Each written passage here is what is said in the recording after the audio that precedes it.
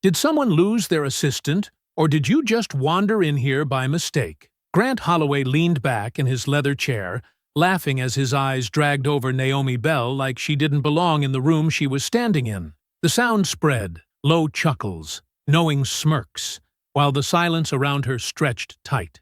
Dean Rourke didn't even look at her, just tapped his pen against the table like she was already wasting his time. "We're in the middle of executive business," he added, voice flat with dismissal. "You people should really learn boundaries." Naomi stood still, her posture unshaken, her blazer sharp against the tension in the room, but to them, all they saw was someone they had already decided couldn't possibly have power. The irony sat heavy in her silence, because every man in that room was seconds away from discovering they had just laughed at the only person who could end their careers. Before continuing, comment where in the world you are watching from, and make sure to subscribe, because tomorrow's story is one you can't miss.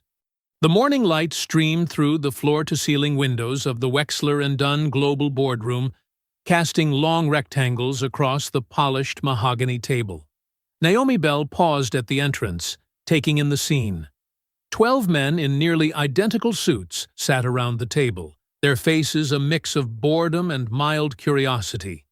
Grant Holloway, with his silver-flecked hair and practiced smile, caught Dean Rourke's eye across the table. The small smirk they shared wasn't lost on Naomi. She had seen that look countless times before. The silent communication between men who believed they owned the room.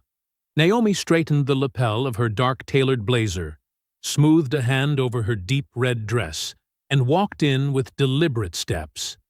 Her heels clicked against the hardwood floor, breaking the murmur of conversation. "Good morning," she said, her voice clear and measured. Heads turned, eyes flicked over her, assessing, dismissing. Grant Holloway leaned back in his chair, a half-smile playing on his lips. Naomi extended her hand to him first. "Naomi Bell." Grant glanced at her hand, then looked past her toward the door as if expecting someone else to enter. A soft chuckle escaped his lips as he turned to the man beside him. "Did HR send you? Or are you from that diversity initiative?" The chuckle rippled around the table. Not outright laughter, but something worse. Amusement carefully wrapped in corporate politeness. Some men hid their smiles behind coffee cups. Others studied their tablets with sudden interest. Naomi let her hand drop to her side. She didn't flinch. She didn't smile to ease their comfort. She simply stood, studying each face in turn, memorizing the expressions, the postures, the alliances visible in seating arrangements. "The table's full today," Dean Rourke said, gesturing vaguely toward the wall. "There might be chairs along the back for observers." Another wave of quiet amusement passed through the room. Grant tapped his pen against the table. "We're actually waiting for some important leadership decisions this morning, so if you're with HR, maybe circle back after lunch. New hires usually check in at reception first," someone else added. Naomi set her leather portfolio on the table and unzipped it with unhurried precision. The room went quiet as she extracted a document folder with the company logo embossed in gold. "I'm not new to executive leadership," Naomi said, her voice carrying without strain. She slid the documents forward, spreading them in a neat fan. "But I am new to Wexler & Dunn Global. Effective as of 8 o'clock this morning, I'm your new Chief Executive Officer." The silence that followed was absolute. Coffee cups froze halfway to mouths. Pens stopped mid-tap. Every set of eyes fixed on the papers before them.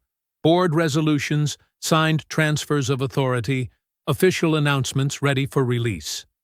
"This is," Dean Rourke began, his face flushing. "This is irregular. The board hasn't finalized." "The board vote was completed last night," Naomi said. "Special session. Called under Bylaw 5.3, which allows for emergency leadership transitions with controlling interest approval." She looked directly at Dean. Evelyn Price exercised her controlling shares. Evelyn doesn't have controlling interest, Grant said sharply. That arrangement ended when Harold died. Check the trust documents again, Naomi replied.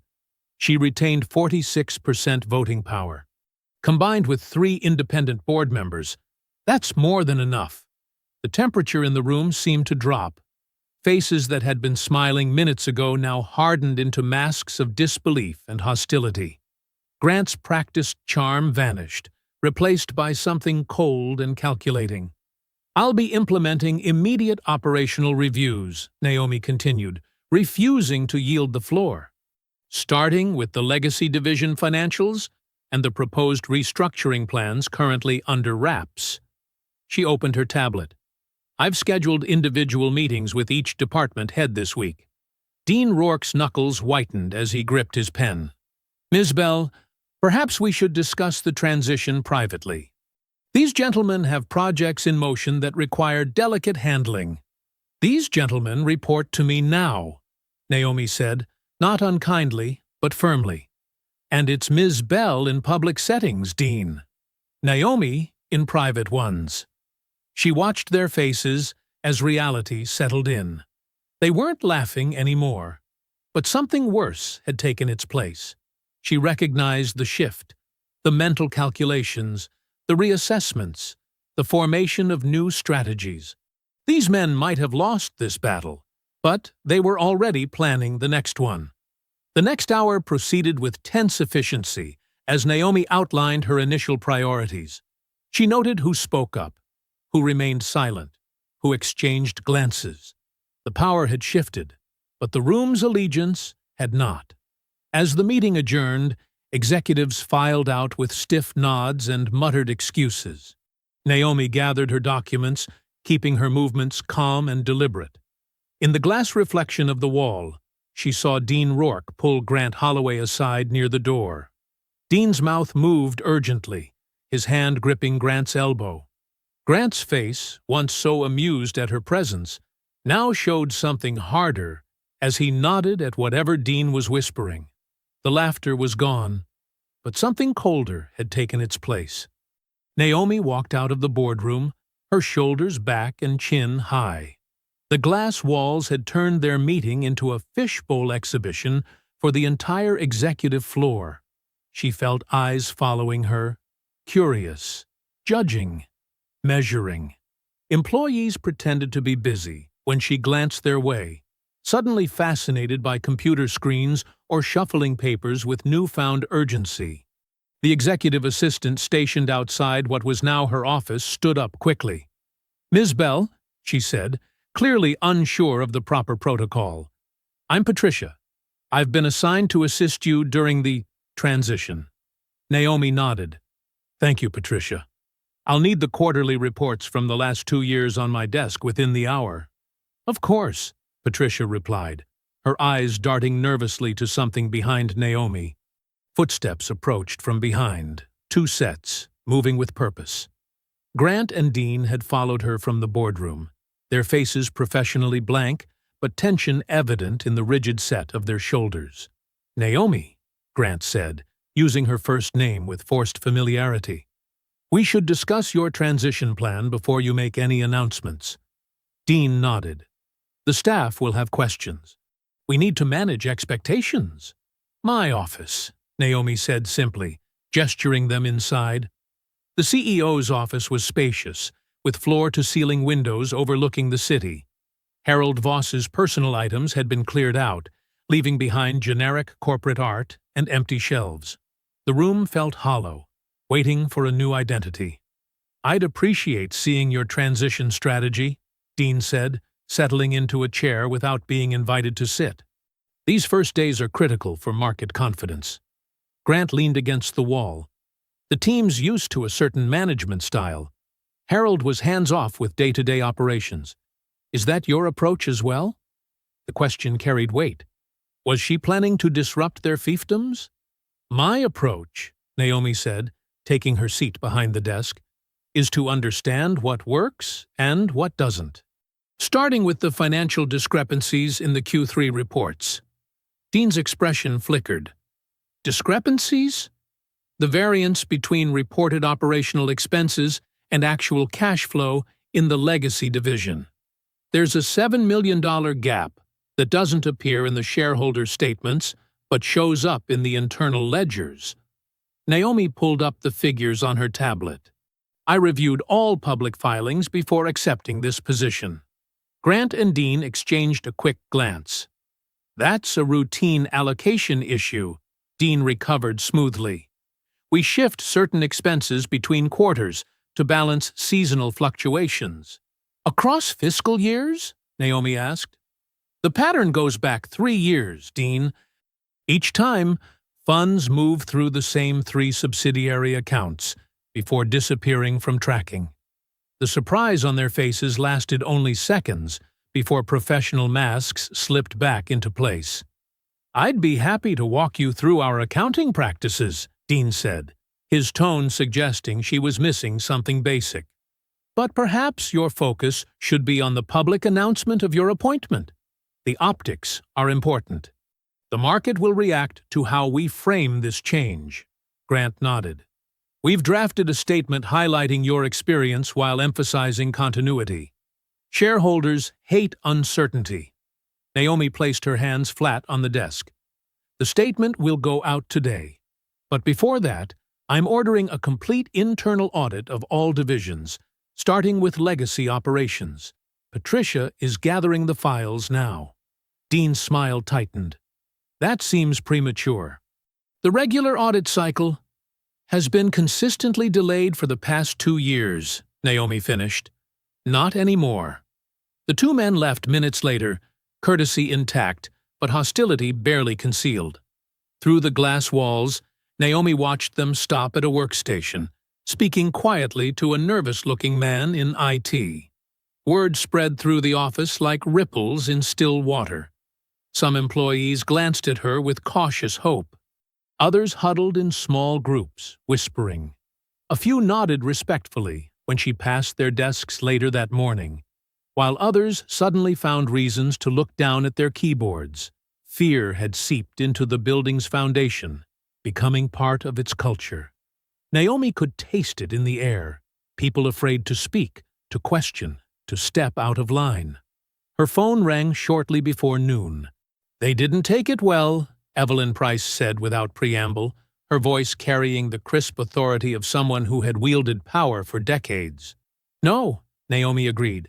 They didn't. I forced the vote through last night. 3 board members sided with me. Enough with my shares to make it happen. Evelyn paused. They won't accept you quietly, Naomi. Dean has been running things behind the scenes for years. Grant thinks he deserved the promotion. I expected resistance. Expect sabotage, Evelyn corrected. Harold protected them. They protected each other. That's how it worked. Not anymore, Naomi said. After lunch, Naomi sat at her computer reviewing personnel files, noting patterns in promotions and departures. The screen flickered once, then again. Her login credentials suddenly required re-entry. When she signed back in, the personnel database showed an error message. The files she'd been reviewing, records of employees who had left the company under unusual circumstances, were no longer accessible. System maintenance, the error message claimed. But Naomi knew better. Someone was already working against her. Naomi stood over her desk, phone pressed to her ear, watching the error message mock her from the screen. Files that had been accessible moments ago now refused to load. I understand you're experiencing technical difficulties, Ms. Bell, the IT specialist said, his voice oddly careful.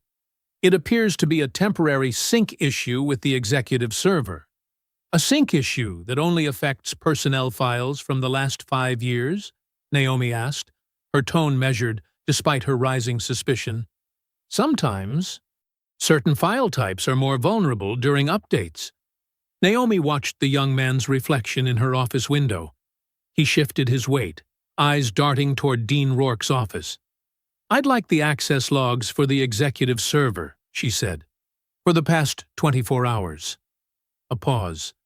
That would require approval from... I'm the CEO, Naomi said, her voice firm but not raised. I don't need approval to view system logs for a network I'm responsible for. Yes, ma'am. I'll have those sent over right away. Naomi set down the phone and turned to Patricia, her assistant, who had transferred with her from her previous position. Patricia, has anyone tried to access my calendar or email settings today? The woman nodded. It sent 3 requests for routine configuration. I denied them per your instructions. Good. Her phone buzzed with a news alert. Naomi picked it up, her expression unchanging as she read the headline. Wexler and Dunn appoints surprise CEO. Experience questions surface. The article was carefully worded but unmistakable in its intent, framing her as a diversity hire pushed through by Evelyn Price without proper vetting. It quoted sources close to the board, expressing concern about her qualifications to lead a company of this size. Less than 4 hours after her appointment, and already a coordinated attack was underway, both inside the company and in the press. This wasn't random resistance. This was planned. Naomi straightened her blazer and headed down the hallway toward the CFO's office. Dean Rourke looked up with practiced surprise when she appeared in his doorway. Naomi, please come in, he said, gesturing to a chair with the easy confidence of someone used to controlling rooms. I was just about to check in with you. Were you? Naomi remained standing. I'm having some interesting technical issues, Dean. Files disappearing, access being restricted. Dean's expression shifted to concern. That's troubling. IT has been upgrading our security protocols. I'll make sure they prioritize your access. Someone also seems to be feeding information to the business press, Naomi continued, watching his face closely.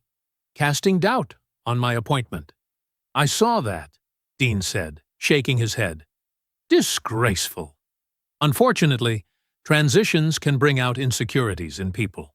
Some feel threatened by change. His performance was flawless, the right words, the right expressions, but his eyes were calculating, assessing her response. Indeed, Naomi said. I'd like you to join me for a staff meeting at 3. We need to address these issues directly. Something flashed behind Dean's eyes. Perhaps we should prepare more thoroughly before 3 o'clock, Naomi repeated, turning to leave. She found Grant Holloway by the executive break room, chatting amiably with 2 senior managers who quickly excused themselves when she approached. Quite the first day, Grant said, his smile not reaching his eyes. I saw that hit piece online. Best to ignore these distractions and focus on the transition. It's not a distraction, Grant. It's a coordinated effort to undermine me before I've even started. Naomi met his gaze directly. Staff meeting at 3. I expect all department heads to attend. At 3 sharp, Naomi stood before the gathered employees in the largest conference room. Nearly 60 people crowded inside, with more watching through the glass walls. By now, most of you have heard about my appointment, she began. Some of you may have questions about what this means for Wexler and Dunn. Let me be clear. I'm here because this company has tremendous potential that isn't being realized. She noticed Grant and Dean standing at the back, arms crossed, watching her closely. Starting today, we're implementing new transparency standards. All departmental reviews will be conducted with multi-level teams. Financial reporting will follow stricter verification protocols. And any employee who identifies inefficiencies or concerns will have direct access to report them. A murmur spread through the room. Some employees straightened in their seats, while others glanced nervously at their bosses. Change isn't always comfortable, Naomi continued, but it's necessary. Wexler and Dunn has operated in certain ways for a long time. Some of those ways have held us back. She saw hope flicker across some faces, fear across others. The company culture had trained people to protect those in power, to look the other way, to stay silent. Breaking that pattern wouldn't happen overnight. Driving home that evening, Naomi felt unsettled. The day had confirmed her suspicions about resistance, but something felt deeper, more sinister than mere resentment of her authority. The coordinated nature of the pushback, the missing files, the press leaks. This was more than hurt egos. She pulled into the driveway of her mother's house, where she'd been staying temporarily, while searching for a place closer to the office. Loretta Bell was sitting on the porch, reading glasses perched on her nose, a book open in her lap. "You're late," Loretta said, as Naomi climbed the steps. "Rough first day?" Naomi sat beside her mother, suddenly deciding she needed to share everything. There was something wrong inside that company, something beyond the obvious resistance to her leadership, and her mother's wisdom might help her see what she was missing. "Mom," she said quietly, "I need to tell you about Wexler and Dunn. All of it." The kitchen in Loretta Bell's modest home felt smaller tonight. Yellow light from the hanging fixture cast warm shadows across the well-worn table, where mother and daughter sat facing each other, steam rising from mugs of chamomile tea. Naomi had loosened her tailored blazer, but still looked every inch the CEO, even as exhaustion pulled at her shoulders. "They laughed, Mom." "Right to my face," Naomi said, fingers tightening around her mug. "Like I was some joke walking into that boardroom." Loretta nodded, her eyes sharp despite her 68 years. "Men like that always laugh until they can't anymore. Then I told them who I was, and you should have seen their faces." Naomi allowed herself a small smile. But it didn't last. By afternoon, someone had locked me out of critical files. An article appeared online calling me a token hire. It was coordinated, planned. Loretta's hand trembled slightly as she set her mug down. Something in her expression shifted, a tightening around her mouth, a distance entering her eyes. "What is it?" Naomi asked, noticing immediately. Loretta folded her hands on the table, her wedding ring, worn even 15 years after Naomi's father passed, catching the light. "That building. Wexler and Dunn." She paused. "I cleaned it, back in the 90s. Naomi stared at her mother. "You cleaned the Wexler and Dunn headquarters? You never told me that." "It wasn't something I wanted to remember." Loretta's voice grew quieter. "I was working 2 jobs then. You were just finishing high school. The night shift paid better." "But why wouldn't you mention it when I told you about the job offer?" Loretta's eyes met Naomi's directly. "Because I heard things there. Things I've tried to forget for 25 years. The kitchen seemed to grow still. Outside, a neighbor's dog barked, the sound distant and unimportant. "What kind of things, Mom?" Loretta took a deep breath. "It was late. Maybe 2 in the morning. I was cleaning the executive floor when I heard shouting coming from one of the conference rooms. The door wasn't fully closed." Naomi leaned forward. "There were 3 men arguing with a younger man. They were talking about land deals in Riverside Heights." "The old black neighborhood that got redeveloped?" Naomi asked. Loretta nodded. "They'd forged signatures on transfer papers, took pension money from their own workers to finance it. The younger man, he had papers, evidence, said he wouldn't be part of it." Naomi felt cold despite the warm kitchen. "What happened to him?" "They threatened him, told him to think about his family." Loretta's voice grew flat. "A week later, they found him dead. Company called it an accident. Said he fell down the stairs after working late." "Oh my God," Naomi whispered. "Did you tell anyone?" Shame crossed Loretta's face. "One of them saw me the next night. Didn't say anything directly. Just mentioned how hard it would be for a single mother to find another good-paying job. Asked about my smart daughter heading to college." The threat, unspoken but clear, hung in the air between them. "I was scared, baby. I had you to think about." Tears gathered in Loretta's eyes. "I told myself it wasn't my business, that maybe I misunderstood." Naomi reached across the table, taking her mother's hand. "You were protecting me." "I understand. There's more." Loretta's voice cracked. The young man who died, his name was Marcus Johnson.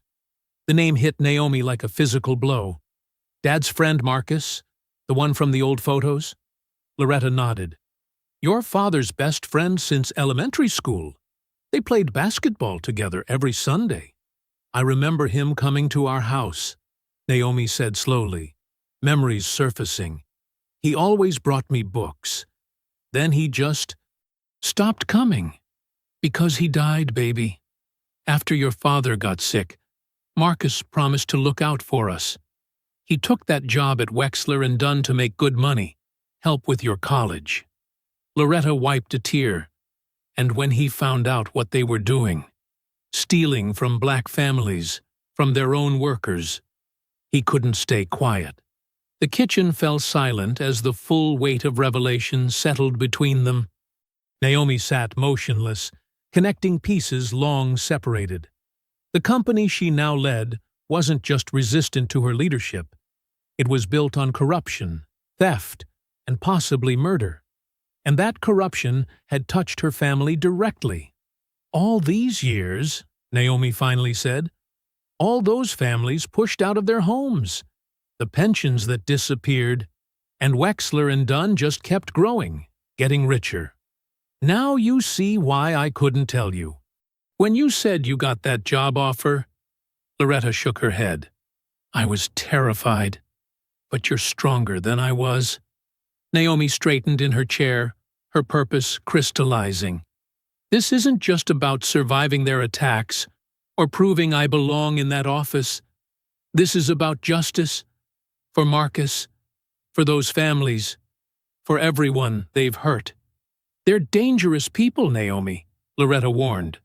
Powerful men who've buried their secrets for decades. And I'm the CEO now. Determination hardened Naomi's voice. I have access they never thought someone like me would get. They laughed when I walked in that room because they still think they're untouchable. Outside, night had fully descended, the kitchen windows reflecting their images back at them. Naomi stood, gathering her things with new resolve. I need to go through every file, every contract from that period, she said. There will be traces, evidence they couldn't completely erase. Loretta stood too, her eyes both proud and afraid. Be careful, baby. They've silenced people before. I'm not going to be silenced. Naomi embraced her mother tightly. And I'm not just running their company now. I'm going to expose what they built it on. As she stepped out into the night, Naomi felt the weight of responsibility and purpose settle on her shoulders. The path ahead was dangerous, but clear. This wasn't just business anymore. This was unfinished justice, waiting 25 years to be served. The elevator doors opened silently as Naomi stepped into the empty executive floor. It was barely 6:30 a.m. The offices wouldn't fill for another hour, which was exactly why she'd come so early. She needed time alone in the building, away from watchful eyes and convenient interruptions. Her heels clicked against the polished floor as she walked to her office. Yesterday's revelation from her mother had changed everything. This wasn't just about proving herself anymore. This was about exposing decades of corruption and finding justice for Marcus and all the others who had been silenced. Naomi settled at her desk, immediately opening her computer and typing out a formal directive. Her fingers flew across the keyboard with purpose, a comprehensive audit of all company land acquisitions and financial transactions dating back 30 years, with specific focus on the neighborhood development project her mother had mentioned. She pressed send just as her phone rang. It was Dean Rourke. Naomi, his voice was carefully controlled, I've just received your audit directive. There must be some mistake. No mistake, Dean, Naomi replied calmly. I want those records pulled immediately. This kind of wide-reaching investigation creates enormous legal exposure, Dean said. As CFO, I strongly advise against— I didn't ask for your advice, Naomi cut in. I gave you an instruction. Have the preliminary files on my desk by noon. She hung up before he could respond. Within minutes, her door burst open. Grant Holloway stood there, not bothering to knock. "This audit is a disaster waiting to happen," he said, closing the door behind him. "You're going to tank our stock price over some wild fishing expedition." Naomi looked at him steadily. "Interesting that you're so worried about an audit, Grant. Most executives welcome financial transparency." "Don't play games," Grant snapped. "This company has legal obligations to shareholders. We can't waste resources chasing ghosts from 30 years ago." "They're not ghosts if the bodies are still buried in our books," Naomi replied. "The audit proceeds. That's final." After Grant stormed out, Naomi sent an email requesting all compliance personnel meet her in the small conference room at 9. If answers existed, they would be in the numbers, and someone in compliance might already know more than they were saying. When 9 o'clock came, 6 nervous-looking employees filed in. Most were mid-level managers who spoke carefully, offering technical information while avoiding anything controversial. But one young woman caught Naomi's attention. She sat at the far end, taking notes but rarely speaking, her eyes darting up occasionally as if wanting to say something. As the meeting ended, Naomi called out, "Ms. Reed, could you stay a moment?" The young woman froze, then nodded as others filed out. "It's Tessa, right?" Naomi asked once they were alone. "Yes, Tessa Reed, compliance analyst, level 2. Her voice was soft but clear. "You seem to have thoughts you didn't share during our meeting," Naomi said directly. Tessa glanced toward the door. She hesitated. "I've noticed some irregularities in vendor payment structures, especially relating to older projects." "What kind of irregularities?" "Shell companies." Tessa's voice dropped lower. "Payments routed through entities that seem to exist only on paper. They link back to land acquisitions from the West Side redevelopment." Naomi felt a jolt of recognition. The West Side, exactly where her mother had mentioned. "Show me," Naomi said. Tessa hesitated. "Ma'am, people who dig into these records, they don't last here. 3 months ago, my supervisor was reassigned after questioning similar patterns." "I'm not just your boss, Tessa. I'm your CEO," Naomi said firmly. "You'll have protection." Tessa nodded slowly.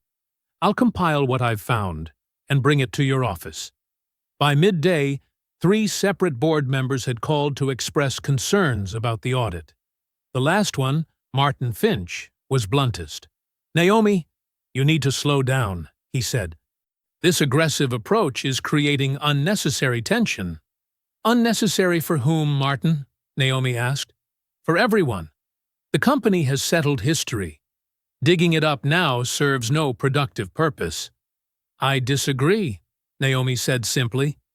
"Good governance requires transparency." After hanging up, Naomi knew she couldn't rely solely on official channels. The resistance was too coordinated, too immediate. Someone would find a way to sanitize the records before she saw them. She began quietly downloading copies of everything Tessa brought her, saving backup files to a secured external drive. She reached out to former employees who had left under questionable circumstances, building her own informal network of information. By late afternoon, Naomi was alone in her office reviewing the partial financial records Tessa had provided. The evidence was fragmented but damning. A web of shell companies with obscured ownership, millions funneled through entities that dissolved once transactions completed. The West Side acquisition showed grossly deflated property valuations, followed by immediate high-value resales. Naomi leaned back, the weight of what she was seeing settling into her bones.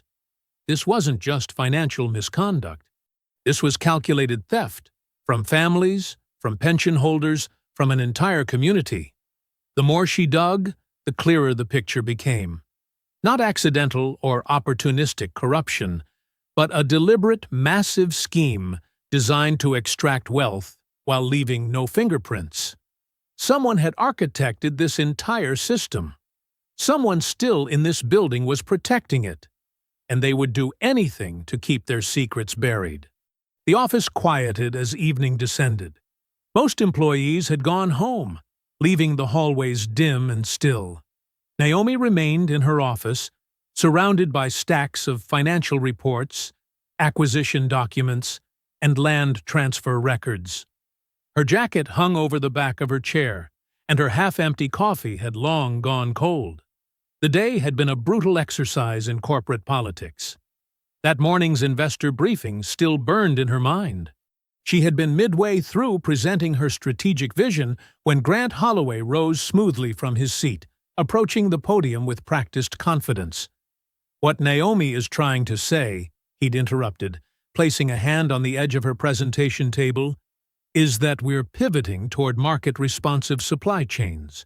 My operations team has been developing this approach for months." The room had shifted attention to him instantly. Naomi watched as investors nodded approvingly at Grant, even though he was repackaging her exact words.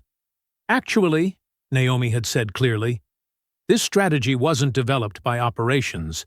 It's based on my assessment of our competitive weaknesses, which I completed last week." The silence that followed felt loaded. She saw investors exchange glances. Grant's smile tightened microscopically. "Naomi certainly brings a fresh perspective," he recovered smoothly. "We're all collaborating on implementation details."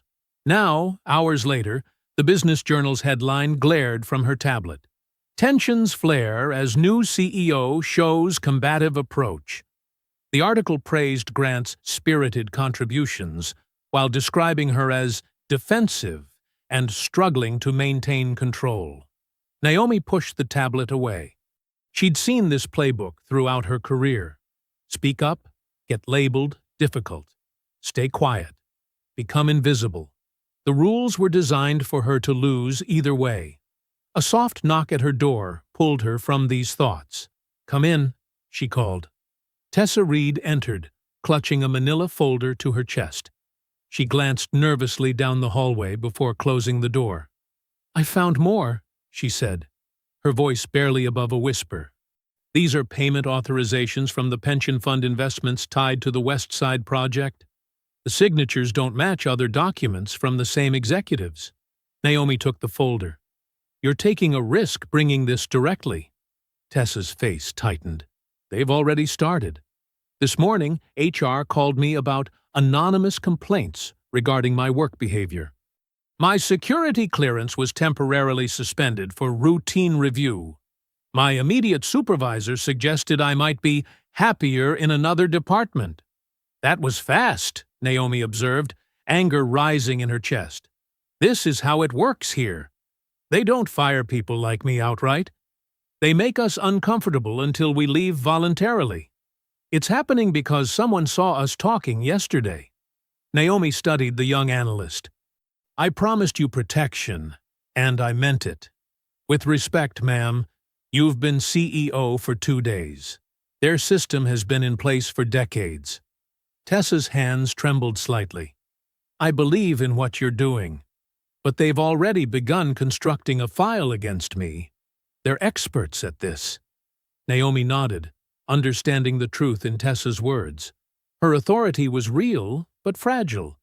Without concrete proof of wrongdoing, any move she made to shield Tessa could be countered with bureaucratic maneuvering. "Keep your head down for now," Naomi advised. "Document everything. Forward your emails to your personal account if you feel your access might be cut. I'm moving as quickly as I can." After Tessa left, Naomi returned to the documents. The pattern was becoming clearer, complex, but deliberate. She opened her laptop, creating a timeline of transactions. Money flowed from pension accounts into investment vehicles that somehow always lost value when investing in certain properties. Those same properties were then acquired by shell companies at bargain prices. The shell companies transferred ownership to other entities, which then flipped the properties to developers at massive profits. The profits never returned to the original pension investors. At the center of many transactions sat a recurring signature, Dean Rourke's mentor, the previous CFO. Naomi cross-referenced dates, noting how each questionable transaction corresponded with leadership changes, market downturns, or moments of company crisis. Perfect cover for hiding financial manipulation. The redevelopment of West Side wasn't a one-off scheme. It was the most visible example of a system operating continuously for over 20 years. Money had been siphoned from pension holders, from property owners, from the company itself, all flowing toward a small group of insiders who protected each other. The whistleblower her mother had mentioned, the friend of her father, had apparently seen just one piece of this massive puzzle. What would have happened if he had lived to expose it all? Naomi leaned back, stretching her tight shoulders. The office was completely silent now. The night deepened outside her windows. She stared at the complex web of transactions she'd mapped out on her computer screen. This wasn't just about land or money. This was about power, systematically stealing it from the vulnerable while ensuring nobody could trace the theft. She now understood why they had laughed when she entered the boardroom. It wasn't just sexism or racism, though those were certainly factors. They had laughed because they believed their system was impenetrable. They thought themselves untouchable. She glanced at her watch. Nearly midnight. Tomorrow would bring new challenges, but now, at least, she knew what she was fighting. Not isolated corruption, but an entire ecosystem designed to protect itself. Morning sunlight streamed through the kitchen window of Loretta's small house. Naomi sat at the familiar wooden table, hands wrapped around a mug of coffee. She had called her mother early, asking to stop by before heading to the office. There were questions she couldn't wait to ask. Loretta placed a plate of toast between them, her movements slower than usual. The weight of old memories seemed to press on her shoulders. His name was Marcus Johnson, Loretta said finally, settling into her chair. He and your father grew up together. Same neighborhood, same schools. Naomi felt her throat tighten. You never told me about him before.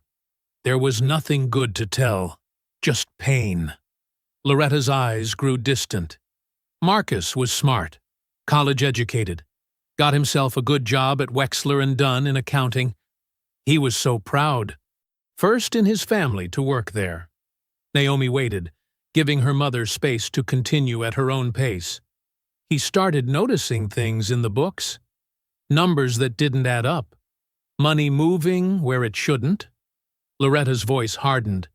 When they started buying up properties in our neighborhood for that big expansion, offering people pennies for their homes, Marcus saw how they were financing it, using pension money that wasn't theirs to take. And he tried to stop it, Naomi said softly. Loretta nodded. He came to your father first. Wanted advice. Your father told him to gather evidence, do things proper. Marcus started collecting documents. She paused, her hand trembling slightly. Then, one night, I was cleaning the executive floor. Heard shouting from behind a door. Marcus was arguing with 3 men. One was that Rourke man's mentor. They told Marcus he was mistaken, that he needed to drop it or he'd regret it. Naomi leaned forward. And, a week later, car accident, Loretta said flatly. Brakes failed, they said. Police never questioned it. But everyone knew. She reached across the table, clasping Naomi's hand. Your father never forgave himself for encouraging Marcus to speak up. He carried that guilt until the day he died. The connection struck Naomi like a physical blow. This wasn't just about corporate corruption anymore. This was personal. A debt of justice that had gone unpaid for decades. That's why you never told me where you used to work, Naomi said. You were protecting me. I was scared, Loretta admitted. Those men had power. But now you have power too. Her eyes sharpened with determination. Marcus deserves justice. All those families who lost their homes deserve justice. Naomi squeezed her mother's hand. I'll get it for them. I promise. At the office, Naomi moved with careful purpose. She knew the systems were likely monitored, her every move tracked. Still, she had advantages they didn't anticipate. She called in a trusted IT specialist from her previous company under the guise of transition support. While they worked on her office computer, she quietly secured backup access to the financial archives through an independent server. Ms. Bell? Naomi looked up to find Walter Stein, one of the older board members, standing uncertainly at her door. Do you have a moment? He asked, glancing nervously down the hallway. She gestured to the chair opposite her desk. Of course. Walter closed the door before sitting. His fingers drummed anxiously on his knee. I've been with this company for 30 years, he began. Seen a lot of changes. Naomi waited, giving him space to find his words. The old expansion, the one that put us on the map. He hesitated. There were questions raised at the time about financing, about the methods used to acquire that land. What kind of questions? Naomi asked evenly. Walter's gaze dropped to his hands. The kind that got shut down fast. The board was told everything was legal, just aggressive business. But some of us wondered. He looked up, his eyes troubled. A young accountant died around that time. After that, nobody asked questions anymore. Why are you telling me this now? Naomi asked, though she already knew. Because I've been afraid for 25 years, he admitted. And I'm tired of being afraid. But, he leaned forward, voice dropping to a whisper. They'll bury you if they can. Just like they buried those questions. Just like they buried that young man. After Walter left, Naomi sat motionless, processing. Fear controlled everyone in this building, from board members to junior staff. The company operated on silent intimidation as much as on profit margins. She spent the afternoon diving deeper into the records she now had access to, working methodically, connecting dots that had been deliberately scattered. By late afternoon, hunched over her computer, she found it. The smoking gun. Financial reports from the pension fund during the expansion years. Money that should have been protected for retirees had been temporarily reallocated to finance land purchases and construction. The documents showed the initial diversion, but nothing showing the funds ever returned to their rightful place. The evidence was undeniable. Pension theft, fraud, possibly even manslaughter, if Marcus Johnson's death could be linked to his discovery. The company's celebrated expansion, the foundation of its current wealth and status, had been built on stolen money and silenced voices. Naomi sat back, the weight of the discovery pressing on her chest. The crime was right there in black and white, but still buried under layers of corporate protection, intimidation, and the passage of time. She knew what she had found. Now she had to figure out how to bring it to light without being silenced herself. Late afternoon sunlight slanted through the blinds of the small conference room, casting striped shadows across the polished table. Naomi had deliberately chosen this room. Neutral territory, neither her office nor Dean's. With recording equipment she'd had IT verify was functioning properly. Dean Rourke entered with his usual measured confidence, straightening his already perfect tie. Naomi, is this about the quarterly projections? I have those numbers ready.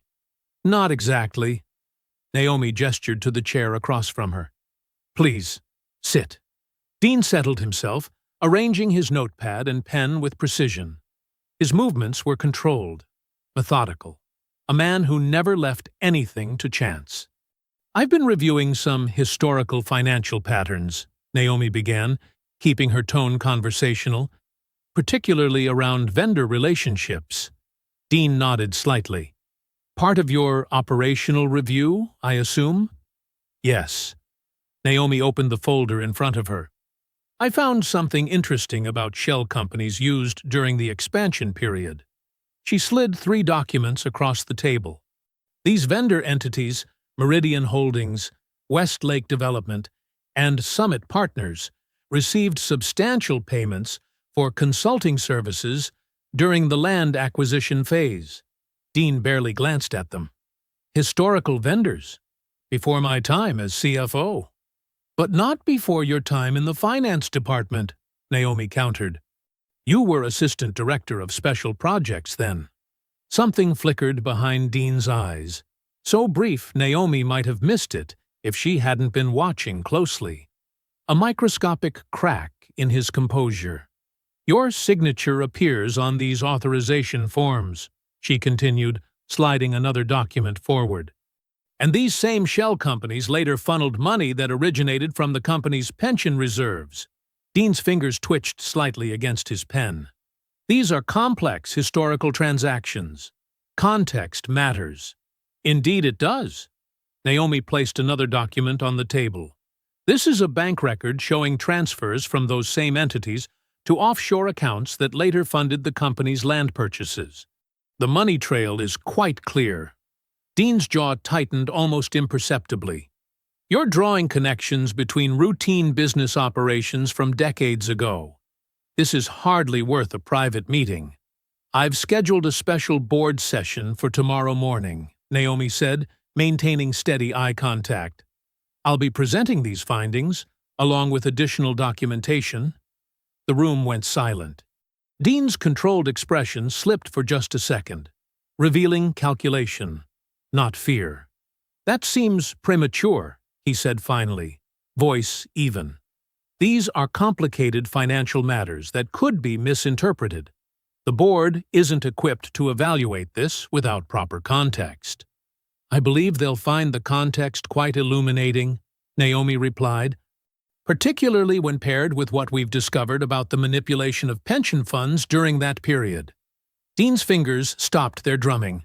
His eyes narrowed slightly. We? My team has been thorough, Naomi said, deliberately vague. Dean straightened his papers, his movements still precise, but slightly faster. I'll need copies of everything you plan to present. You'll receive the full packet at the same time as the other board members, tomorrow morning. Dean stood, buttoning his jacket. I admire your diligence, Naomi. But digging up ancient history rarely benefits anyone. Companies evolve, practices change. Justice doesn't expire, Dean, Naomi said quietly.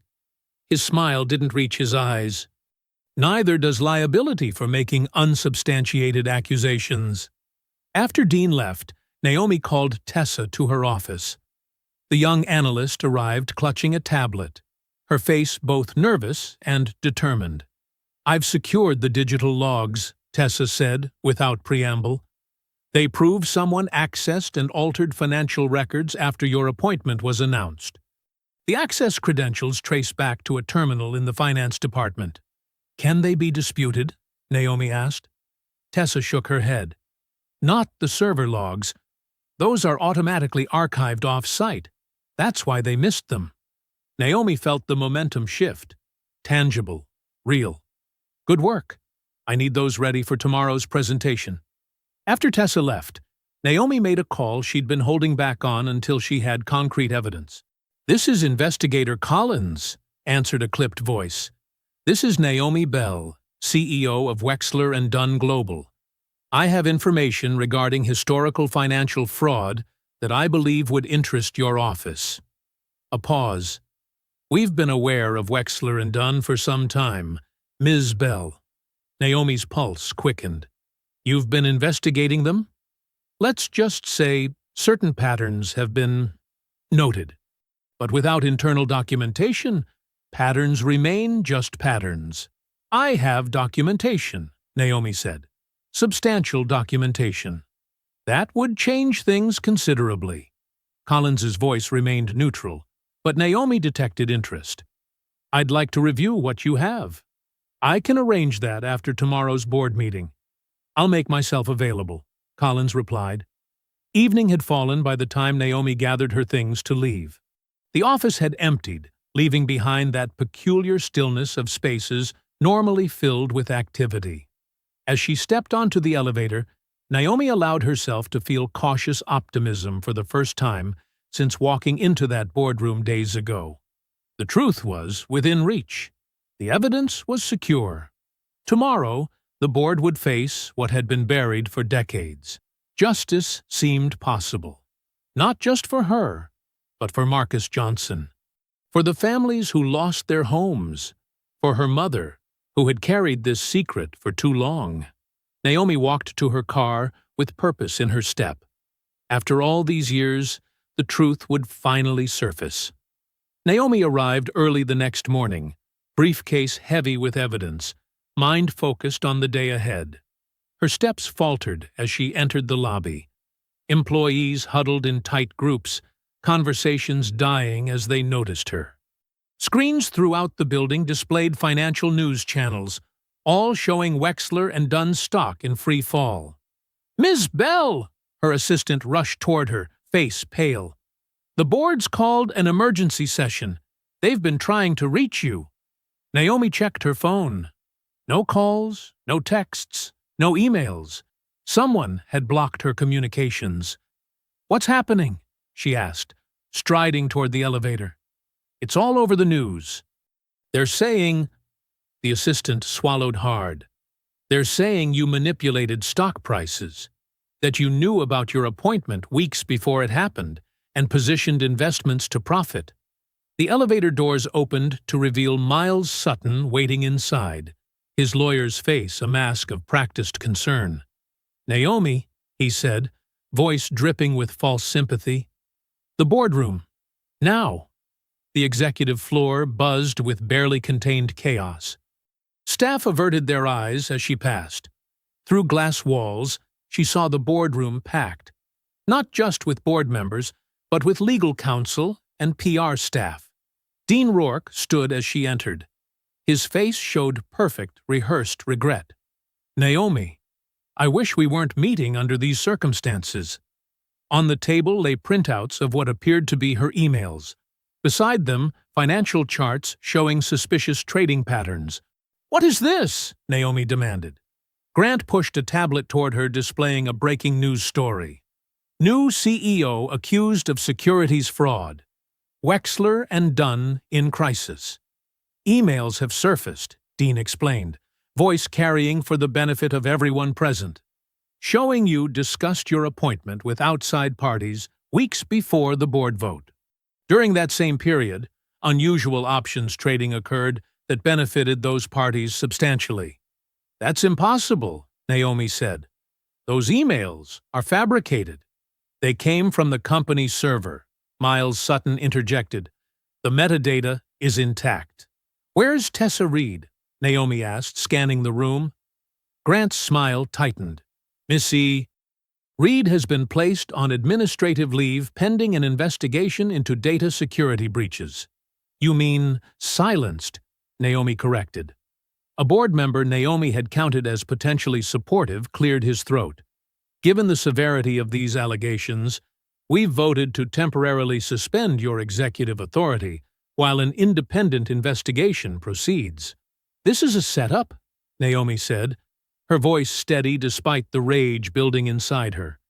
"I have evidence of long-term financial fraud orchestrated by current members of this leadership team. Fraud connected to the redevelopment project 25 years ago. Ancient history," Dean dismissed, "and convenient timing for such accusations." Another board member slid a document across the table. "Your login credentials accessed sensitive financial projections the night before you were announced as CEO. The trading patterns match those projections precisely." "My credentials were stolen," Naomi insisted. "Tessa has proof of system manipulation." "Ms. Reed has already been interviewed," Miles said. "She was unable to provide substantiation for those claims." "Unable or prevented?" Naomi wondered. Her phone buzzed with a news alert. The headline made her stomach drop. "Former janitor invents corruption stories to help daughter's faltering CEO position." The article quoted sources close to the company, claiming Loretta Bell had a history of making unsubstantiated accusations against Wexler and Dunn. It painted her mother as bitter, unstable, and manipulative. They had gone after her mother. The line had been crossed. "Unfortunate that family matters are being dragged into this," Dean said, noticing the article on her phone. "The press can be so invasive." Naomi recognized the trap now. They hadn't just prepared for her appointment. They had orchestrated it, positioning her to take a fall they had engineered long before she walked through the door. "Where's Evelyn Price?" Naomi demanded. Uncomfortable glances exchanged around the table. "Mrs. Price suffered a stress event this morning after the news broke," Grant said. "She's under medical care." Silenced, too. "We'll need your key card and passwords," Miles said. "All company devices must remain here." "The board expects your resignation by tomorrow morning," Dean added. "For the good of the company." Naomi stood perfectly still, surveying the faces around her, some triumphant, some uncomfortable. None willing to challenge what was happening. "I won't be resigning," she said quietly. "Then we'll vote for removal," Grant replied. Confidence absolute. "Either way, your time here ends tomorrow." Naomi was escorted back to her office by security, ostensibly for her protection during this difficult time. The transparent humiliation wasn't lost on anyone watching. Her computer access had been restricted. Her calls were being monitored. Her evidence was now locked in a system she couldn't access. Through her glass walls, she watched the company machine pivot seamlessly. Statements were prepared. PR teams mobilized. The stock had already begun to stabilize now that action had been taken against the problem. Afternoon sunlight slanted across her desk as Naomi sat alone, watching shadows lengthen. Outside her office, executives moved with renewed confidence. Dean and Grant walked past, pointedly not looking in her direction. Everything she had built, everything she had fought for, seemed to unravel in hours. They had attacked not just her position, but her reputation, her family, her very integrity. On the screens visible from her office, financial analysts were already discussing leadership instability at Wexler and Dunn. The narrative had been seized and rewritten while she sat powerless to counter it. Naomi Bell, the CEO they had laughed at, was now being erased entirely. The key in Naomi's front door stuck, as if even her home refused to welcome her. She jiggled it twice before the lock finally gave. Inside, her apartment felt cold and unwelcoming. She dropped her bag on the floor, not bothering to hang up her coat, and collapsed onto her couch. Her phone buzzed. Another news alert. She grimaced, but looked anyway. Wexler and Dunn whistleblower claims discredited. Sources reveal janitor with history of workplace complaints. The article painted Loretta as a disgruntled ex-employee with documented performance issues who had been let go after multiple incidents. All lies. Her mother had worked tirelessly, silently, with dignity for years. Now they dragged her name through mud to protect themselves. The phone rang. Loretta's name flashed on the screen. "Mom, I'm so sorry," Naomi answered. "Don't you dare apologize." Loretta's voice was firm despite the strain. "I knew what these people were capable of. I've always known. They're saying terrible things about you. Let them talk. I'm not afraid of them anymore." Loretta paused. "My neighbor brought over a casserole. Said she was sorry for what those awful people were doing to me. People know lies when they hear them, Naomi. They're trying to force my resignation by tomorrow morning. And what will you do?" Naomi closed her eyes. "I don't know yet." After hanging up, Naomi checked her email on her personal device. Dozens of messages from reporters seeking comment. A few supportive notes from former colleagues. Then one that made her heart stop, from an unfamiliar address with the subject line, "Don't resign." She opened it cautiously. I copied everything before they locked me out. Meeting? Tessa. A small flame of hope flickered to life. Naomi replied with a coffee shop address far from the office, and a time late that evening. She spent the next hour checking for surveillance, changing cabs twice before arriving 30 minutes early. Tessa slid into the booth looking exhausted, constantly glancing over her shoulder. "I shouldn't be here," she whispered, "but I couldn't just watch it happen." She passed a small flash drive across the table. Everything we found, plus the backup email archives showing they altered your correspondence. The timestamps don't match the server logs. "How did you get this?" "I've been backing up everything since you started the audit. They don't pay much attention to compliance analysts. We're furniture to them." Tessa's hands trembled. "They put me on administrative leave this morning. Threatened me with legal action if I spoke to anyone. Why risk it?" Tessa looked down. "My grandmother lost her home in that redevelopment project. She never recovered. Died thinking she'd done something wrong to deserve it." Naomi felt the weight of decades of pain in that simple statement.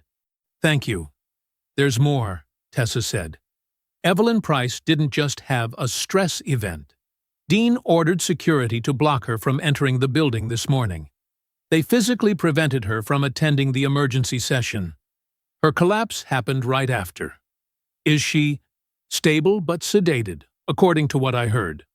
Tessa glanced at her watch. "I need to go. They're monitoring my movements." After Tessa left, Naomi plugged the drive into her laptop. Files appeared: transaction records, altered documents, access logs showing exactly who had modified what and when. The evidence was damning, but without a platform to present it, it meant nothing. Naomi tried calling Evelyn's personal number but got no answer. She was truly alone. Back at her apartment, Naomi stood at her window, watching the city lights. The Wexler and Dunn building dominated the skyline, its illuminated logo a symbol of power and corruption. Somewhere in that building were men who thought they had beaten her, who believed they could erase her and her mother from history, just as they had erased so many others. Her phone buzzed with a text from Grant Holloway. "Your resignation letter is expected by 8 a.m. Legal has prepared a draft with acceptable terms." Naomi didn't bother responding. Instead, she opened her laptop and began typing. Not a resignation, but a plan. She had one card left to play, a provision in the company bylaws that Evelyn had mentioned in passing. Section 14.3, Emergency Shareholder Address. It would be risky. They would fight it. But if she could force a public forum, with shareholders, press, and employees present, they couldn't silence her so easily. The night deepened around her as she worked, her determination hardening with each keystroke. The company had taken everything from her: her authority, her reputation, her dignity. They had attacked her mother. They had silenced Tessa. They had sidelined Evelyn. But they hadn't broken her. Naomi Bell would not resign. She would not disappear quietly. Tomorrow wouldn't mark her defeat. It would be the beginning of their reckoning. As midnight approached, Naomi looked once more at the glittering skyline. The Wexler and Dunn logo shone bright and arrogant against the night sky. She allowed herself a small, determined smile. They had laughed when she walked into the boardroom. They wouldn't be laughing tomorrow. Morning light streamed through the half-drawn blinds of the hospital room.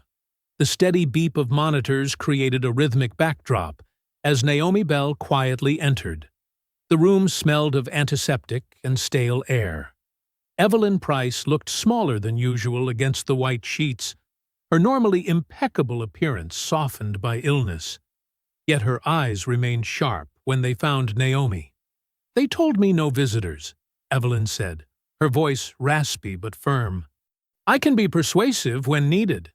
Naomi approached the bed, taking in the IV lines and monitoring equipment.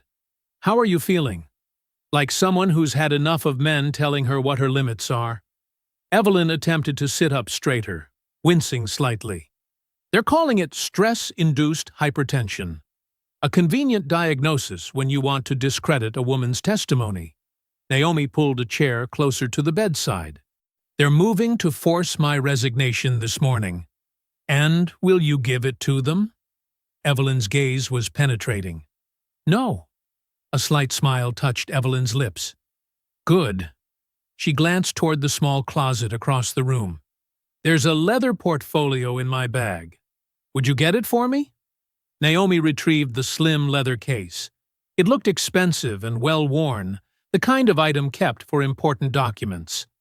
Evelyn took it with careful hands. I wasn't completely honest with you about why I pushed for your appointment, Evelyn said, her fingers tracing the edges of the portfolio. It wasn't just about your qualifications, impressive as they are. She opened the portfolio and removed a sealed envelope, yellowed with age. The seal remained unbroken, with confidential stamped across it in faded red ink. Harold wrote this 23 years ago, Evelyn explained. My husband was many things, brilliant, driven, ruthless when necessary. But in his final years, he was also haunted. Naomi took the envelope, feeling its weight. Not physical, but historical. Haunted by what? By the choices he made, the people he allowed to be hurt. Evelyn's voice grew stronger. He instructed me to keep this sealed unless the company faced a true leadership crisis involving the legacy division. Those were his exact words. Naomi looked down at the envelope. And you think now qualifies? I know it does. Evelyn's eyes held a mixture of sadness and determination. Harold knew what Dean Rourke's mentor did to secure that land deal. He knew about the diverted pension funds. He knew about the young man who tried to stop it. Your father's friend. Naomi's breath caught. You knew who I was all along. Evelyn nodded slowly. I've known your name since before you finished college. I tracked your career. I watched you rise. I waited until you had the experience, the reputation, and the strength to do what needs to be done. You were preparing me, Naomi said, understanding dawning. All this time. Justice delayed isn't always justice denied, Evelyn said. Sometimes it's justice carefully planned. She gestured to the envelope. Open it. Naomi broke the seal carefully. Inside was a single sheet of paper with Harold Voss's distinctive handwriting. As she read, her expression tightened. The letter didn't contain a full confession, but it acknowledged knowledge of irregularities in the land acquisition process. It named Dean's mentor specifically as the architect of the scheme, and it expressed regret for not intervening. Most damning of all, it confirmed that the whistleblower's death had been handled inappropriately by the company. He knew, Naomi said, looking up. He knew, and he let it happen. Yes, Evelyn said simply, and I let it continue by keeping silent. That burden is mine to bear. Why didn't you come forward sooner? Because accusations without power are easily buried. I needed someone who could not only expose the truth, but survive the aftermath. Someone they couldn't dismiss or destroy. Evelyn reached out, her hand trembling slightly as she touched Naomi's arm. I needed you. Naomi carefully folded the letter and returned it to the envelope. This isn't enough on its own. No. But combined with what Tessa found and your mother's testimony, it creates a pattern no one can ignore. Evelyn's expression hardened. They're planning to remove you today, but they don't know about Section 14.3 of the bylaws. The emergency shareholder address, Naomi nodded. I found it last night. Good. It hasn't been invoked in 15 years. The board has forgotten it exists. Evelyn squeezed Naomi's hand. You have until 2 o'clock. After that, they'll have changed enough rules to block you.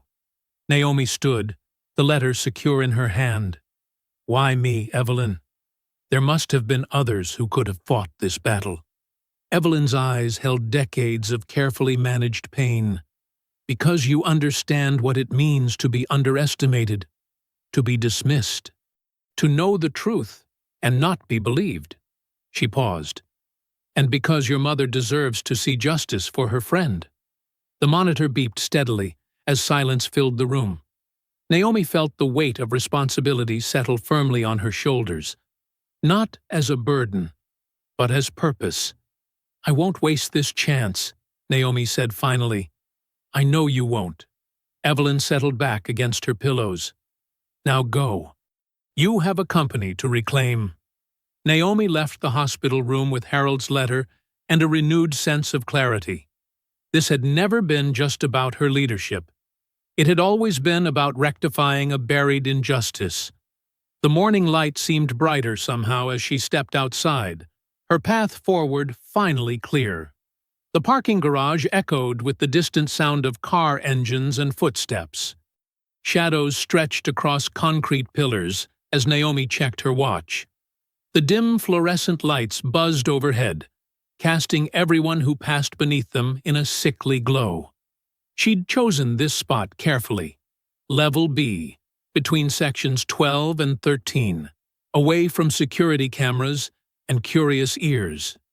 Naomi heard footsteps approaching before she saw Tessa. The young analyst emerged from behind a concrete pillar, her eyes darting around nervously. She wore casual clothes instead of her usual office attire, jeans and a plain sweater that wouldn't draw attention. Were you followed? Naomi asked, keeping her voice low. Tessa shook her head. No, I took the stairs from 3 floors up, doubled back twice.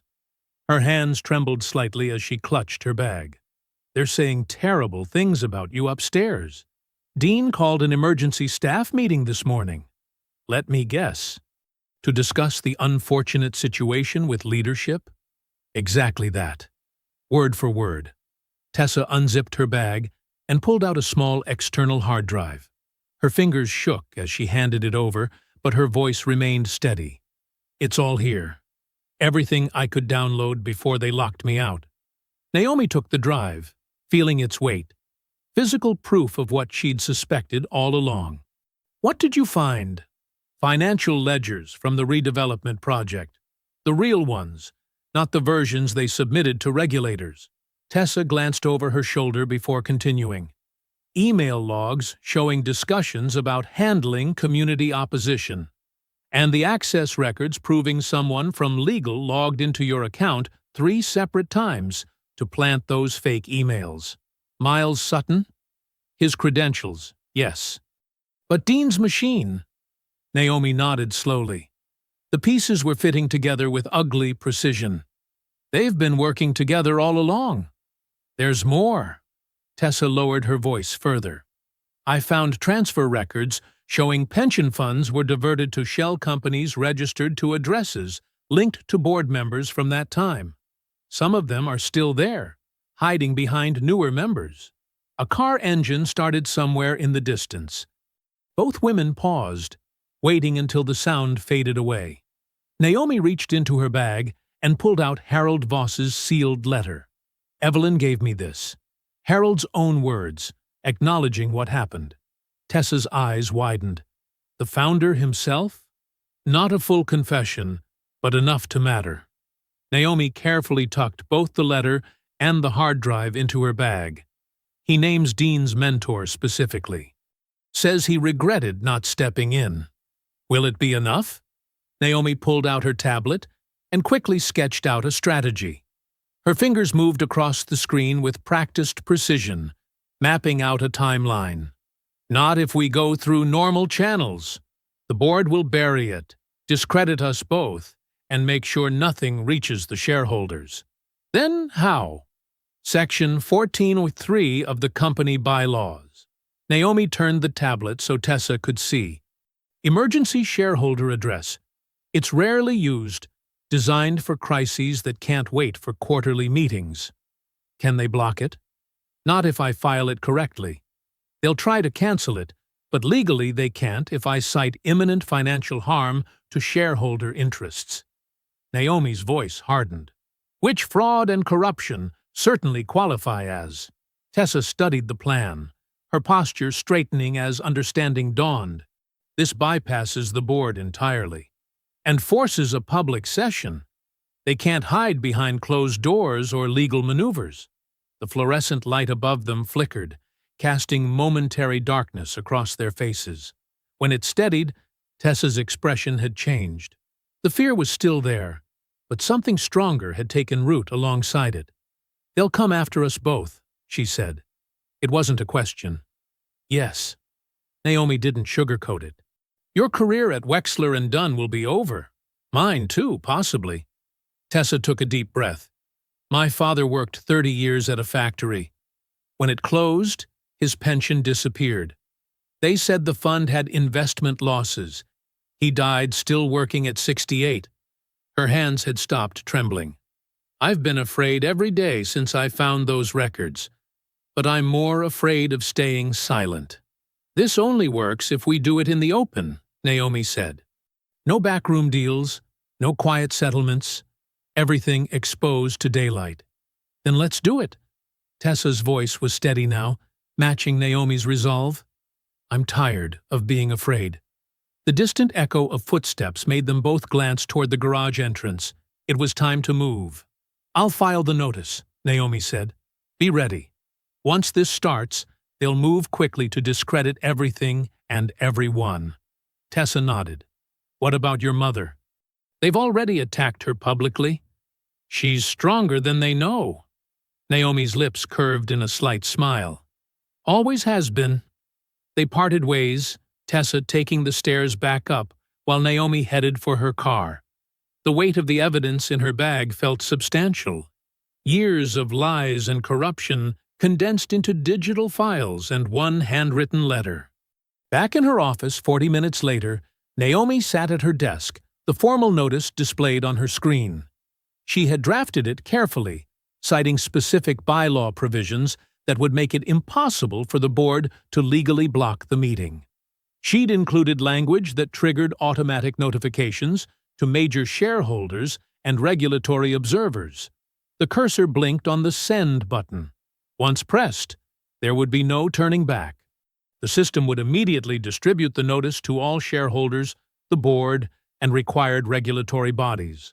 The clock would start ticking on a 24-hour countdown to the emergency session. Naomi thought of her mother cleaning these very floors at night, of the whistleblower who died for trying to speak truth, of Tessa finding her courage after years of fear. She pressed Send. The shareholder meeting room buzzed with hushed conversations and nervous energy. Every seat filled, with people standing 3 deep along the walls. Investors in expensive suits sat shoulder to shoulder with employees who had never attended such meetings before. Reporters tapped notes into tablets. Federal observers watched silently from the back, their presence adding gravity to the moment. Naomi Bell stood at the podium, a single folder in front of her. She wore a crisp, dark suit with a deep red blouse, power and authority in every line. The room quieted as she adjusted the microphone. "Thank you all for attending this emergency session." Her voice was measured, calm. "What I'm about to present concerns the future of Wexler and Dunn, but also its past. A past that has remained hidden for too long." From the second row, Dean Rourke's cold stare met hers. Grant Holloway leaned back in his chair, a dismissive smile playing at his lips. "Many of you received materials outlining allegations of misconduct," Naomi continued. "Today, I will show you those allegations aren't just true. They're documented." She tapped a tablet, and the screens around the room came to life with financial records. Let's begin with land acquisitions from 25 years ago. Naomi highlighted a series of transactions. Property bought from black families in the Riverside district for 1/5 market value. The company claimed these were fair negotiations. She switched to another screen. Here are the original documents showing signatures from owners who were deceased at the time of signing. Forgeries, clear and simple. A ripple of murmurs spread through the room. The funds to purchase this land didn't come from operational budgets. Naomi swiped to the next exhibit. They came from the employee pension fund, diverted through these shell companies. The screens showed a complex web of transfers, all highlighted in red. Money taken from workers who had spent decades earning their retirement, used to build the expansion that made this company what it is today. Dean Rourke shifted in his seat. Grant Holloway's smile had vanished. When questions arose about these transactions, Naomi continued, a young accountant prepared to report them. He died in what was called an accident days later. Naomi nodded to someone in the back. Tessa Reed walked forward, her steps careful but determined. She reached the front and turned to face the room. My name is Tessa Reed. I worked, in compliance. Her voice shook slightly, then steadied. 3 weeks ago, I discovered irregular payments still being processed through these same shell structures. When I began tracking them, I found that records were being systematically altered. She held up a tablet of her own. I preserved the original data logs showing who accessed these systems, when, and what changes were made. This includes evidence that CEO Bell's emails were manipulated after her appointment to create the appearance of misconduct. The murmuring grew louder. A woman in an expensive suit, a major shareholder, leaned forward, her expression thunderous. Naomi took over again. When I began investigating, the same pattern of intimidation and silencing emerged. But there's someone else you need to hear from. From the middle of the room, an older woman stood. Loretta Bell's gray hair was neatly styled, her simple dress pressed and proper. She looked directly at the board members as she spoke. I cleaned the executive floor at night for 12 years. Most people never noticed me. I was just the woman with the vacuum. Her voice carried clearly. 25 years ago, I heard them planning it all. I heard them laugh about how easy it would be to take that land. I heard them talk about a young man who was making trouble, asking questions. The room had gone completely still. A week later, that man was dead, and a man in a suit told me if I ever spoke of what I heard, I'd lose my job. Maybe worse. Loretta's eyes locked with Dean Rourke's. I had a daughter to raise alone. I stayed quiet, but I remember your face, Mr. Rourke. You were younger then, but you were there. Dean Rourke stood abruptly, his chair scraping back. This is slander. I won't listen to... He turned toward the exit, but 2 men in dark suits stepped forward, blocking his path. Dean Rourke, one said formally. Federal agents are here with a warrant regarding securities fraud and obstruction of justice. Grant Holloway jumped to his feet. This is ridiculous. She's manipulating you all. Naomi Bell has been planning this takeover from... Mr. Holloway. Naomi's voice cut through his, amplified by the microphone. The evidence shows you personally authorized the tampering of my files and orchestrated the campaign to discredit me. Your digital signature is on every directive. She displayed emails with his name highlighted. You also arranged for security to lock Ms. Reed out of the building when she found evidence of ongoing fraud, and you personally contacted 3 news outlets with false information about my mother. Grant's face reddened. You can't prove, but I can, came a new voice. Miles Sutton, the company's legal counsel, stood. And I have already provided my testimony to federal investigators. The betrayal was written across Grant's face. His mouth opened and closed, but no words came out. The room fell into stunned silence. The arrogance that had filled the boardroom that first day, the dismissive laughter, the contempt, had evaporated, replaced by the weight of undeniable truth. The room erupted, not in chaos, but in a controlled collapse. The carefully constructed hierarchy that had protected men like Dean Rourke and Grant Holloway for decades disintegrated in real time. Power didn't shatter. It transferred, shifting like water finding a new course. Federal agents flanked Dean Rourke, 1 on each side. His shoulders slumped, the confident posture gone. The man who had manipulated finances for years now stood exposed under the harsh lights. Camera flashes captured his downfall in bursts of white light. "Mr. Rourke, please, come with us," the lead agent said, his voice matter of fact. Dean's eyes darted around the room, searching for allies, finding none. The board members who had once laughed alongside him now stared at their papers, unwilling to meet his gaze. Near the door, Grant Holloway remained standing, his face flushed with rage and humiliation. "This is a witch hunt," he snarled. "You can't possibly believe—" "I move for an immediate vote to remove Grant Holloway from all operational positions and the board of directors," called a shareholder from the third row, "under Section 4.7 of the bylaws." "I second," came another voice, then another. Hands rose across the room. The vote passed in minutes. Not hours, not days, but minutes. The man who had spent decades climbing to power was stripped of it before he could finish his protest. "You can't do this," Grant said, his voice cracking. "I built this division. Security will escort you from the building, Mr. Holloway," Naomi said calmly. "Your access has already been revoked." As Grant was led away, Miles Sutton sat alone at the end of the board table, sweat visible on his forehead.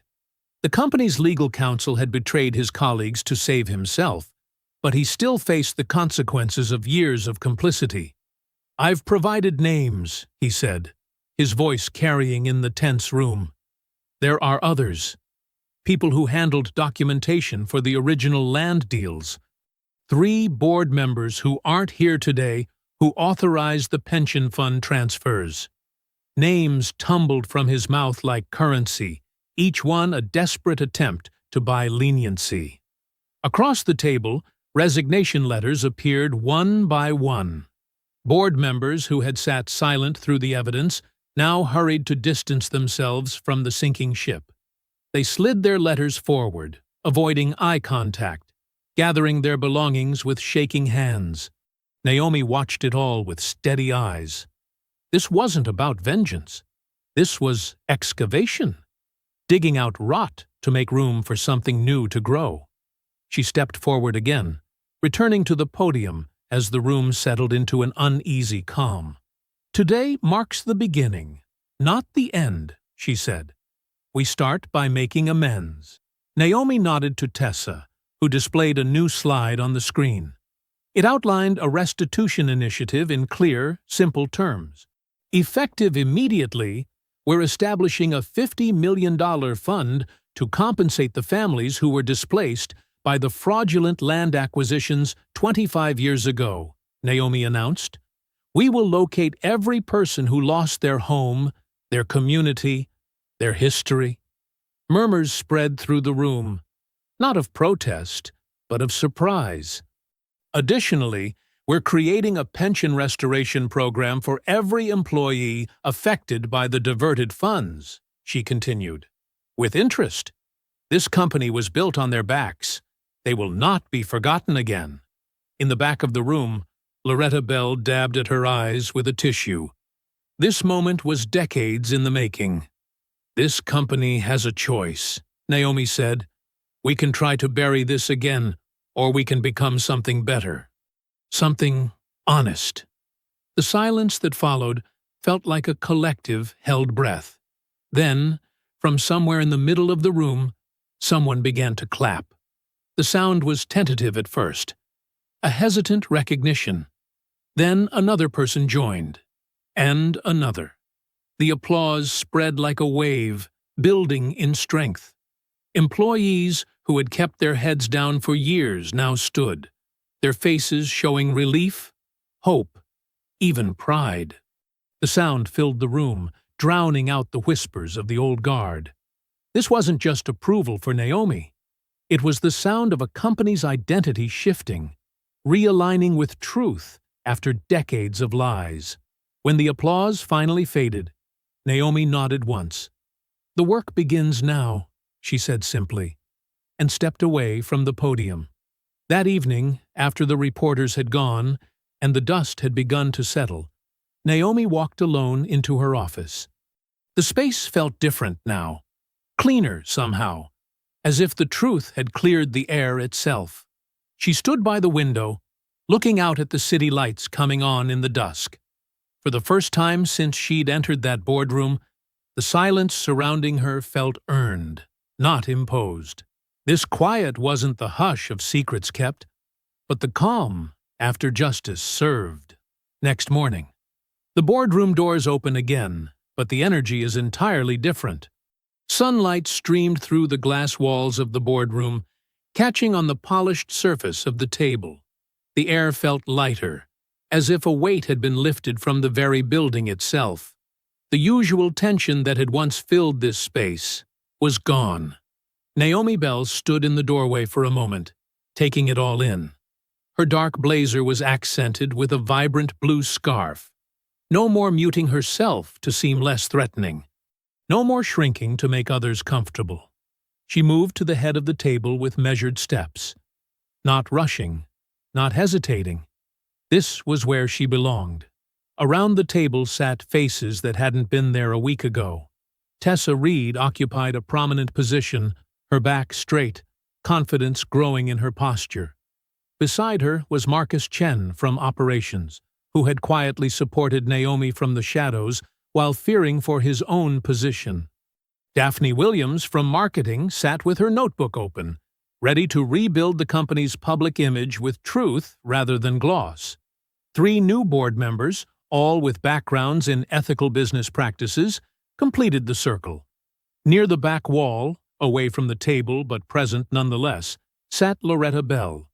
Her hands were folded neatly in her lap, her gray hair crowned with dignity. The pride in her eyes was unmistakable as she watched her daughter command the room that had once mocked her. "Good morning," Naomi said, her voice clear and steady. "Thank you all for being here as we begin the real work." She tapped her tablet, and the screen behind her lit up with a comprehensive reform plan. "Transparency isn't just a buzzword anymore," Naomi continued. "It's our foundation. Every financial transaction over $10,000 will require multiple approvals and be available for internal audit. No more hidden accounts, no more shell games." Heads nodded. There was no resistance, only attention. "Our employee protection program launches next week," she said, gesturing to Tessa. "Ms. Reed will head our new Ethics and Compliance Division with direct reporting access to the board. No employee will ever again fear retaliation for speaking truth." Tessa sat taller, the weight of responsibility balanced by the trust Naomi placed in her. "And finally," Naomi said, her voice softening slightly, "we address our past to build our future." She moved to a cloth-covered frame that had been placed on an easel near the window. With careful hands, she removed the covering to reveal a portrait of a young black man with intelligent eyes and a determined expression. "This is James Marshall," Naomi said. 25 years ago, he tried to stop the corrupt land acquisition that displaced dozens of families. He tried to protect pension funds from theft. For his courage, he paid with his life." The room was silent, absorbing the weight of her words. "The memorial scholarship in his name will fund education for students from the neighborhoods we once harmed. The community center being built on reclaimed land will bear his name, and his story will be taught in our corporate onboarding, not as a cautionary tale, but as a standard of integrity." Loretta wiped a tear from her cheek. She had known James, had seen his smile in the hallways late at night when she cleaned the offices, had heard his voice raised in protest the night before his accident. "We don't erase our past," Naomi said firmly. "We learn from it. We make amends for it. We build something better because of it." As Naomi continued detailing the path forward, a movement at the doorway caught her eye. A young black woman in a crisp suit stood hesitating at the threshold, a folder clutched in her hands. Her eyes were wide, uncertain whether to enter or retreat. Without breaking her rhythm, Naomi paused her presentation and walked directly to the doorway. The room watched as she extended her hand, the same gesture that had once been mockingly rejected, in this very room. Please join us, Naomi said warmly. We need your voice at this table. The young woman took her hand, relief washing over her features. Thank you, Ms. Bell. I have the community impact reports you requested. Naomi guided her to an empty chair. Perfect timing. We were just discussing that very topic. The meeting flowed on, purpose replacing politics. Ideas emerged without posturing.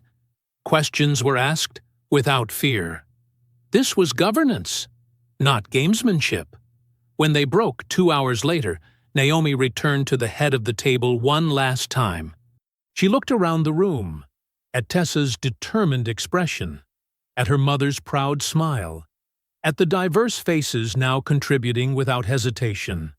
There was no laughter in the room, no veiled contempt, no power plays disguised as procedure. In their place was something far more valuable: respect. Not granted because of her title, but earned through her actions. Not demanded, but freely given. This was what justice looked like, when it wasn't just served as a moment, but built into a future. If you enjoyed the story, leave a like to support my channel, and subscribe so that you do not miss out on the next one. On the screen, I have picked 2 special stories just for you. Have a wonderful day.